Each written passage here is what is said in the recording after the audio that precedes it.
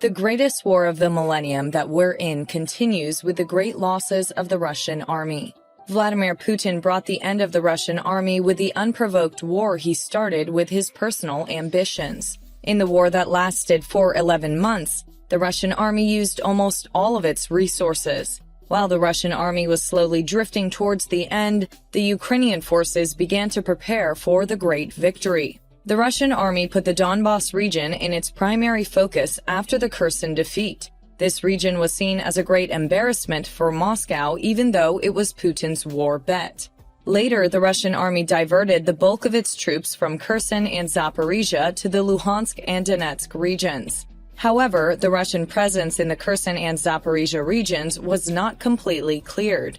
However, we can interpret this move as the Kremlin government left the remaining soldiers in the Kherson and Zaporizhia regions to die, because against the small-scale Russian military presence in the region, there were victorious Ukrainian warriors armed with extremely modern weapons. Russian troops suffered a significant loss of power in the region after the Kremlin authorities withdrew the 1st Army Corps of the Russian Armed Forces from the Kherson region and diverted it to the Donetsk region. Ukrainian forces aimed to liberate the areas temporarily occupied by the Russians by covering short distances in the Luhansk and Donetsk regions. On the other hand, Ukrainian forces are conducting operations in order to return the Kherson and Zaporizhia regions to full Ukrainian control. Ukrainian forces made a big impact in their latest attack. The Ukrainian army hit an important front headquarters of the Russian army in the Zaporizhia region with American-made guided missiles. In this attack on the Russian army's frontline command, Ukraine used Seahorse satellite-guided missiles to attack with the support of U.S. intelligence systems and the aid of U.S. satellite guidance signals. The Ukrainian army positioned the Seahorse rocket launcher to covertly attack and carried out the attack without letting the Russians notice. A U.S.-made Seahorse satellite-guided artillery shell vertically hit the Russian military headquarters. Russian military headquarters personnel did not have the time necessary to fend off the attack. As a result of the attack by the Ukrainian forces with the Seahorse rocket, the Russian troops suffered an unprecedented loss throughout the war. Due to the successful attack of the Ukrainian forces, the building where the important commanders of the Russian army were stationed was destroyed. It was reported that 12 commanders of the Russian army, including the commander of the 37th Motor Brigade, one of the most important commands of the Russian army, lost their lives. The 12 Russian commanders who lost their lives in the attack were the key people who commanded the military activities of the Russian army at the front. The Russian army was deeply wounded by this attack. Ukraine reportedly immediately mobilized Seahorse rockets under the guidance of Western military advisors after Western military intelligence agencies received accurate information from the Russian military headquarters. After Western intelligence agencies received accurate information from the Russian military headquarters. After the transmission of satellite guidance data from the United States, Ukraine immediately launched an attack. Military elements of the 37th Separate Guard Motor Rifle Brigade of the 36th United Arms Army were conducting defensive operations along unspecified sections of the front in the Zaporizhia Oblast. The 37th Separate Guard Motor Rifle Brigade had previously operated in the West Bank of Kherson Oblast before it was withdrawn in November. The 37th Separate Guard Motor Rifle Brigade, which is among the highest quality units of the Russian forces, owes its successes to its commanders who died in the last attack of Ukrainian forces. The U.S.-made M142 high-mobility artillery rocket system owned by Ukrainian forces assisted in frequent attacks on Russian military assets. Himars, previously used by Ukrainian forces in various offensive operations, target the military manpower and logistics routes and military infrastructure of the Russian forces. Using Himars, Ukrainian forces also targeted the Russian Wagner PMC mercenary headquarters in the Zaporizhia region and a substation where the Russian forces met their energy needs. After the successful outcome of this attack, the Russian forces suffered serious losses in the region.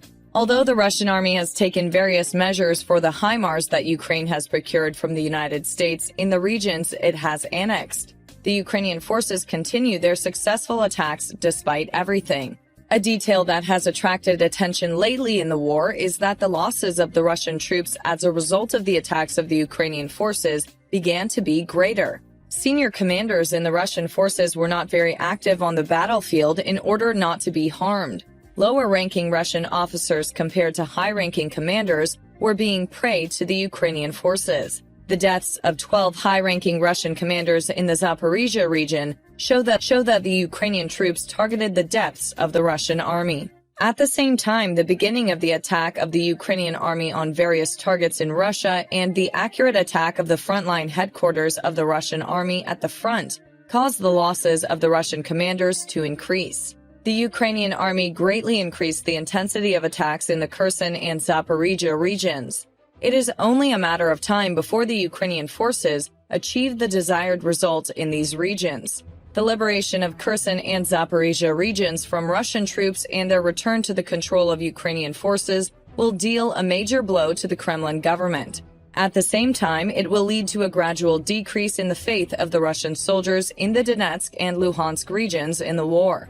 As Russian leader Vladimir Putin stated, the situation of Russian soldiers in Kherson and Zaporizhia is extremely serious.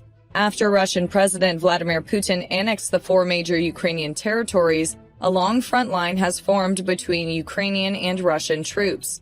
The front line dividing eastern Ukraine from north to south has become an atrocity for Russian troops. Russian troops lost more than 100,000 soldiers as a result of attacks by Ukrainian forces. The massive loss of military personnel was the biggest problem for the Kremlin government. The Kremlin forces, who were planning to dominate a large area, felt the lack of military manpower too much. The Kremlin's mobilization solution did not cure the wounds of the Russian troops either.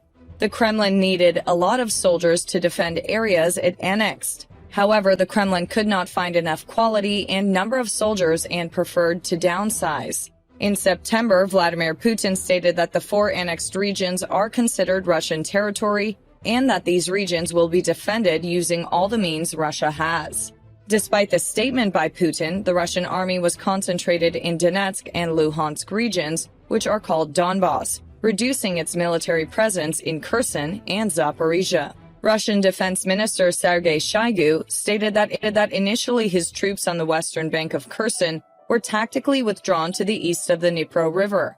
While the entire world awaited unlocking of the Ukrainian-Russian war in Kherson, Ukrainian forces regained Kherson without difficulty, the largest city under Russian control. Russian leader Vladimir Putin, who has been making optimistic comments about the war for a long time, pointed out that the current situation is not optimistic. The main reason why the Kremlin government has set its main target as the Donbas region is that Ukraine has a large industrial income in the Donbas region.